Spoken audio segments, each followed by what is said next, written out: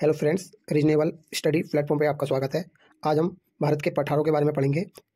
भारत के नक्शे में मैंने ये पठार दर्शाए गए हैं। मालवा का पठार, बुंदेलखंड का पठार, वाघेलखंड का पठार, छोटा नागपुर का पठार, मेघालय का पठार, तेलंगाना का पठार, कर्नाटक का पठार, दक्कन का पठार।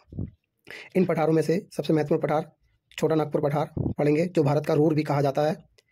छोटा नागपुर पठार झारखंड, छत्तीसगढ़, उड़ीसा, पश्चिम बंगाल और बिहार के निकटवर्ती हिस्सों को छूता है।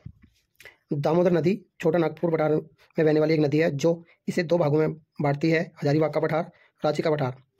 दामोदर नदी, इस नदी से एक सवाल आता है वो नाद नर्मदा और ताप्ती नदी के बाद रिफ्ट घाटी में बहने वाली नदी दामोदर नदी है, क्योंकि दो नदी हमारी पश्चिम दिशा में बहती हैं रिफ्ट घाटी में, जो हमारी नर्मदा और ताप्ती हैं, और एक पूर्वी साइड बंगाल की खाड़ी में गिरती है, जो हुगली में मिलकर दामोदर नदी है, जो रिफ्ट घाटी में भी बहती है।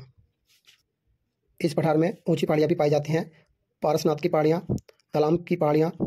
इस पठार में कुछ प्रमुख क्षेत्र हैं: रांची का पठार, हजारीबाग का पठार, कोडरमा का पठार, जो हजारीबाग का निचला भाग है, दामोदर गर्त, दामोदर नदी के किनारे किनारे गर्त पाए जाते हैं, पलामू, मानभूमि, सिंहभूम। एग्जामों में कई बार सवाल पूछा गया है, औद्योगिक भारत का हृदय किसे कहा जाता है? छोटा नागपुर का पठार। इस पठार में अभ्रक, बॉक्साइट, तांबा, चूना, पत्थर, लोहायक्स और कोयला आदि खनिज संसाधनों का भंडार पाया जाता है।